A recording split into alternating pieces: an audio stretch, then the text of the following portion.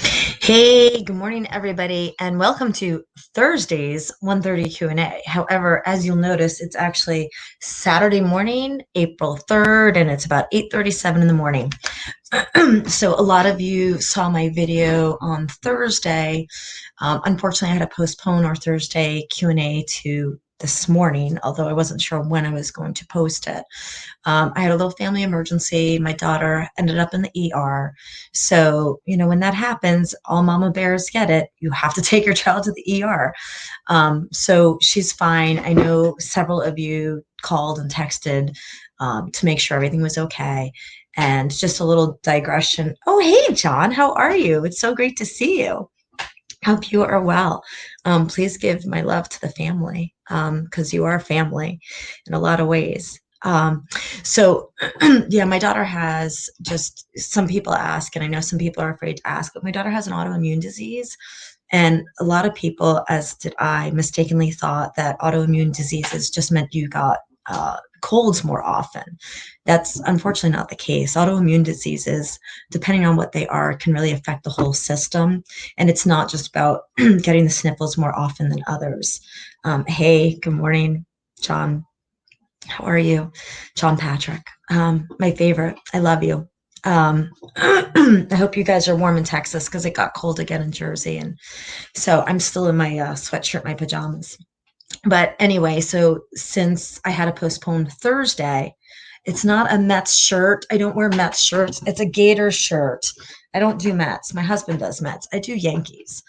But I don't want to talk about baseball this week.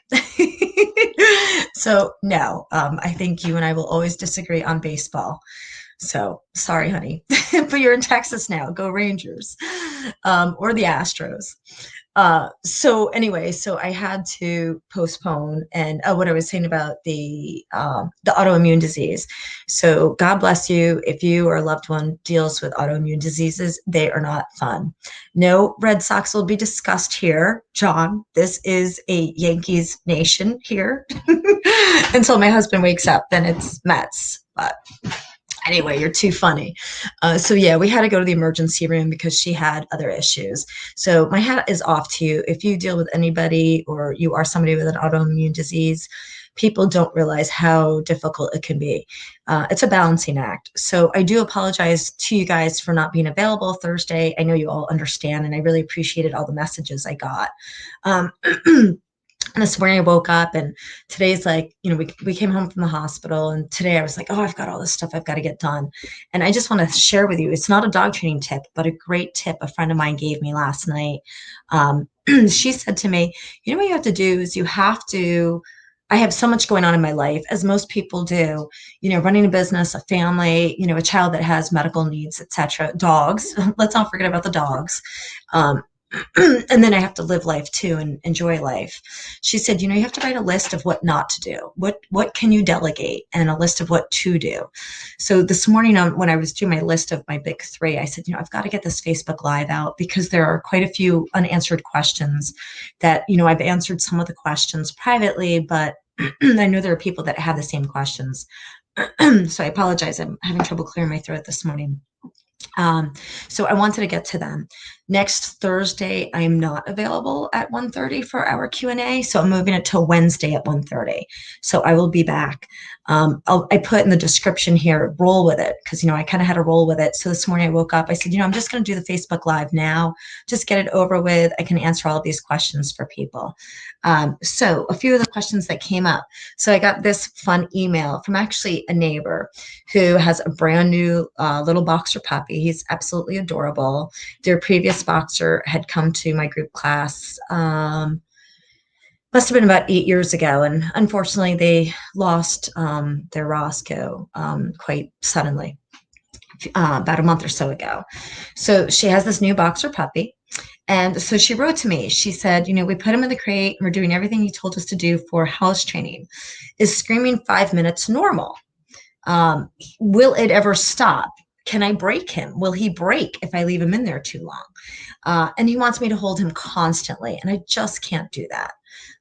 I get it. So, what I told her was, The screaming in the crate is normal. This was within the first 24 hours of having him. It's his first day away from the rest of his litter.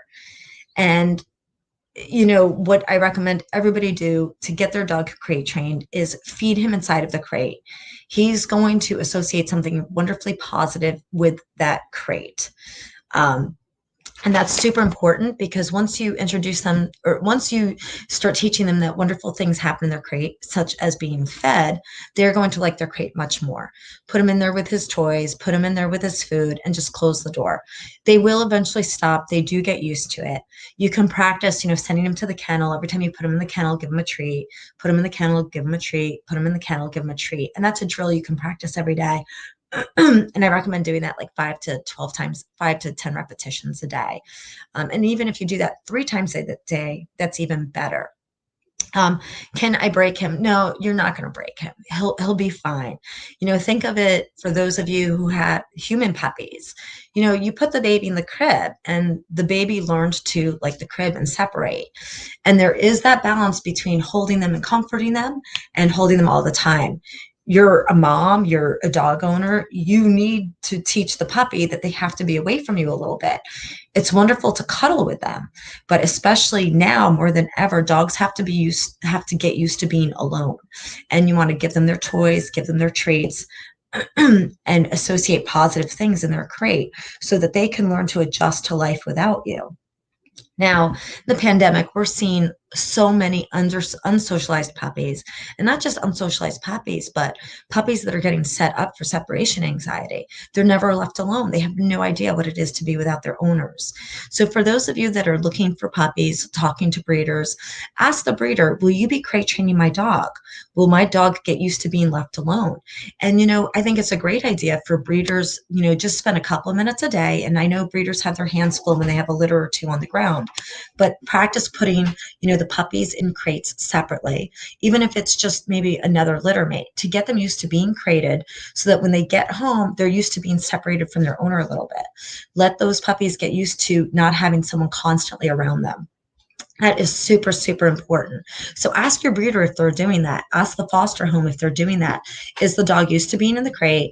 Has the dog been left alone inside of the crate when no one's home? And you can put the puppy inside the crate and just take a walk around the block. It's not a big deal. Just get them used to slowly being left alone in that crate. You don't necessarily want to put them in the crate and then leave the house for 8 hours, especially if they're not used to it. Excuse me. So slowly build them up to that. That is super important. He wants me to hold him. And that's the same thing. You have to put him in the crate. He has to get used to not being held all the time. Don't pet on demand, because what's going to happen when you can't pet the puppy? So, get him used to being in the crate all along. Can you break him? No, you're not going to break him. You might want to sometimes, and I know you get a little frustrated, but he'll get used to it and he'll learn to cry himself out. Now, one of the questions that came in, John asked, how do you introduce a new German Shepherd puppy to an older German Shepherd? Will the older one get jealous? Probably not. If the older one gets used to being around puppies, they'll learn each other's dynamic. And goodness, excuse me. If your older one is already used to puppies being around, that older dog is going to teach the puppy new behaviors in the sense that he's going to teach the puppy what he can do and what he can't do, and they'll work out their own dynamic. And as long as the older one is good with other dogs, you should be fine and not have a problem. And just treat them equally. Don't give, and as hard as it is, try not to give the younger puppy too much attention more than the older one, and start taking time away from the older one. That's super important. The other thing that you want to do is, in addition to treating them equally, you also want to, if you have a dog that's older, maybe they're really getting up there in years, maybe they don't get around as well. If the puppy is not good at understanding the corrections that the older dog is giving the new puppy, it is important to step in and stick up for the older dog, in the sense, I've seen puppies that, there's an older dog in the house, they have trouble getting up, they have leg issues, they have hip issues, and the other puppy is just tormenting. and the older dog is such a laid back dog, just sort of tolerates it, but you can tell that they're not happy about it or they're not comfortable, make sure that you intervene and teach that puppy, tell him to back off. Because if you have an older dog that's very submissive and soft and isn't going to correct that younger puppy, you really have to kind of stick up for that older dog and intervene if the puppy is overwhelming that older dog. So that's a super important thing to remember. And that's a great question. One of the people, because when I did my video on Thursday, I told everybody just write in their questions. One person had asked, I want to progress my dog's training to ring the bell to go outside. There are a couple of ways to do that. One, you want to teach the dog touch, and it'll be on my YouTube videos. I'm sure that trick is there to touch. Just put a treat between your fingers, and just tell your dog touch, touch. And that's how you start teaching them to touch things. And then what you'll do is you'll hang the bell at the door and teach them every time you go to take them out that they have to touch the bell first. So bring your hand next to the bell, teach them to touch. Eventually that will transition over to ringing the bell, either pawing at the bell. They can either paw at it or they can nuzzle it with their nose. However, I do caution people on teaching the dog to ring the bell to go outside, because what ends up happening is you become the doorman and you're letting them decide when they're going to go to the bathroom, as opposed to teaching the dog to hold it and take them out at your discretion. You want to find that fine balance between the dog telling you when it has to go to the bathroom and the dog going to the door, if no one's there, sitting and waiting for somebody to let it out, and then going to the bathroom. So if, at the door without being let out. So it's very important that you put a pause on that, in the sense of you want to find that balance. You don't want to have to go to the door every 15 minutes. If you have a dog like a terrier, for example, my dog could be outside all day. He would drive me crazy going outside, even without the doorbell. He wants to go out and chase the bunnies, chase the whatever. Well, I don't think I have any mice out there because he probably keeps them away. But just sniffing the ground and checking to see what's going out there. They want to chase the butterflies all day long. So you don't want to spend your whole day going to the door, letting them out, going to the door, letting them out, going to the door, letting them out. So make sure that you kind of put a lid on it and make sure that they don't start demanding every 15 minutes to go outside to play, because you just can't be their doorman. You'll never get anything done. It's like holding the dog all day. Crates for car rides. So, one thing that we see often is people come to school and we instruct them not to do this. If your dog is small enough, the safest place in the car for your dog is inside of a crate. Now, if you have the kind of car where it's too small, maybe you have a Great Dane and you only have, like a sedan of some sort, and the Great Dane can't fit inside of a crate inside of your car, then I would definitely get a harness to keep them safe. There are a lot of safety harnesses on the market.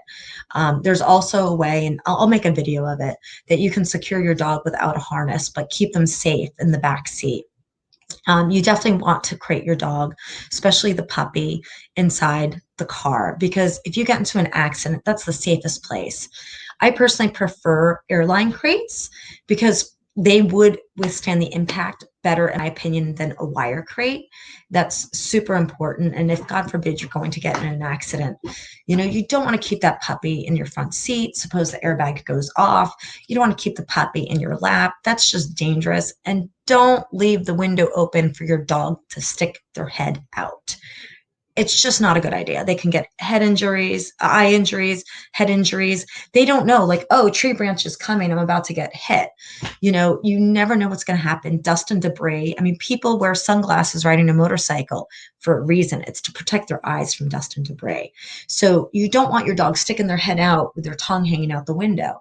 It looks cool and they think it's great until they get something in their eye, and then you're at the vet's office. So I strongly recommend keep your dog with the windows closed. If you want to crack it so they can get some fresh air, that's fine. But the safest place in your car is inside of a crate for your dog. What other question? Oh, I talked about the breeders and separating the pups each and every day. I just want to see if there are any other questions that we have. I don't see any more questions coming in. Ringing the bell. Oh, crying outside. So what do I do when my puppy is crying outside? Well, a good idea is initially when you're house training them, take them outside, give them 5 to 7 minutes to go to the bathroom. If you're going to leave them outside, they are more likely to cry outside. And you don't want to open up the door every single time they're crying, because then they learn they cry to come inside. That's okay for them to tell you they're ready to come in, but you also have to draw the line between teaching them to signal you compared to crying and barking and causing a neighborhood nuisance. You never want to be the neighbor with that dog. So my recommendation is, if they're barking at the door a lot, you have to tell them no. They have to learn the word no, and they have to learn to be quiet when you're ready to let them in. Don't let your dog out in the yard if it's not fenced in, if wild animals to come out. I know a lot of people use the electronic fence, and as long as your dog is safe and doesn't go through that electronic fence, they're safe.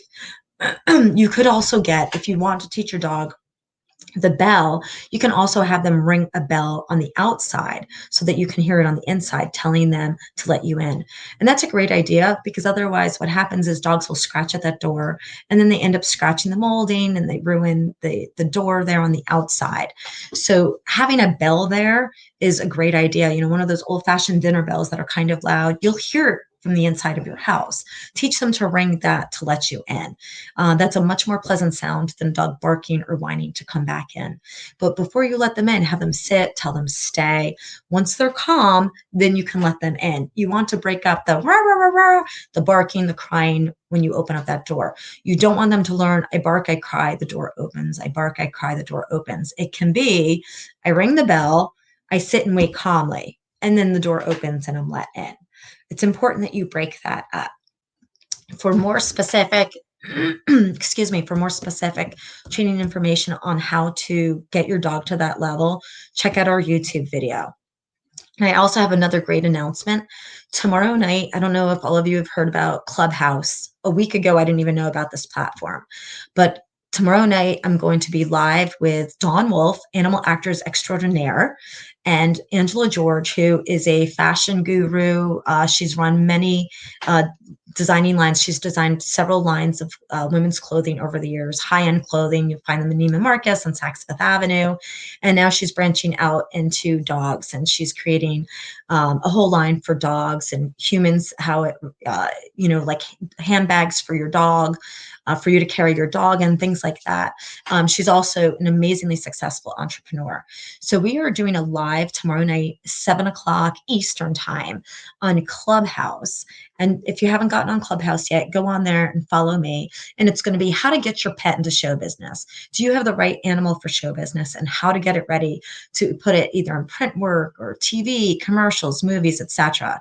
Both Dawn and I have an extensive list of accomplishments of my students being trained to go on in movies, etc. And Dawn has an extensive line of dogs she has gotten actually into show business. She's actually gotten all animals into show business. So we're going to be talking about not just dogs, but all pets. If you have a cat, if you have a rabbit, if you have an ostrich, to get them into show business of all types, whether it's print, commercial, movies, TV, etc. So join us at 7 o'clock Eastern time tomorrow night on Clubhouse for that. And I see another question just came in. What tips can you provide to stop nipping and biting? No and stop are only working for me temporarily. Okay, Leela, it's good to see you again. I'm not sure how old your puppy is. You could use a spray bottle of water. I do have a video on YouTube. Right now, I don't have a dog that I can demonstrate it with, but there is a YouTube video on stopping the nipping and the biting on our Haggerty Dog Training channel. What I would recommend, though, is if he's nipping you, just take a squirt bottle of water and just spray him in the face. Make sure that spray bottle is on the stream and not the mist. And how old? He's 5 months. Okay. So he's learning to use his mouth, and you definitely want to stop this and nip it in the bud before it gets worse. It looks like, if that's your puppy in your picture, it looks like a little, maybe a little doodle or a little poodle. It's very cute, by the way. And it looks like a smaller breed of dog. Maybe it's a toy poodle or a miniature poodle. That will help me know too. Labs, Goldens, Poodles, they are infamous for using their mouths. Puppies are always mouthing things because they don't have hands. So that's what they use to grab on you. Oh, it's a little cockapoo. Okay, adorable. We have a cockapoo named Rufus who's sometimes on here watching us. He comes for training once a week. Um, so yes, I would definitely use the spray bottle and tell him no. And every time he does it, just tell him very sharply, no, a quick little sharp, spray him in the face with the water. It might be a little bit of a nuisance because you have to carry that water bottle around, but you can bridge that verbal correction with the water bottle. So if he goes to grab you, you tell him no very sharply, startle him. It's okay to startle him, and then tell him no, no, no, no, grab the water bottle, no, no, no, no. So he learns not to do that. You're actually stopping the behavior right then and there. And you're going to see over time, this is a very common mouthing time and a common nipping time. They're losing their teeth, their adult teeth are coming in.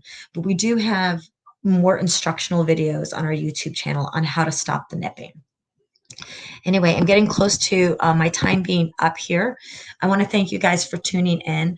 Please join us tomorrow night at 7 o'clock on Clubhouse so we can teach you how to get your pet into show business with Dawn Wolf and Angela George. I'm very excited about that. That's 7 p.m. on Clubhouse Eastern Time. And then I will see you guys Wednesday for our live Q&A back in the training center. Wednesdays at 1:30 will take place of Thursday's Q&A. And until then, I hope everybody has a wonderful last day of Passover, happy Easter, and whatever holiday you may or may not be celebrating. But thank you for joining me, and I hope you all stay safe and have a wonderful day. Take care.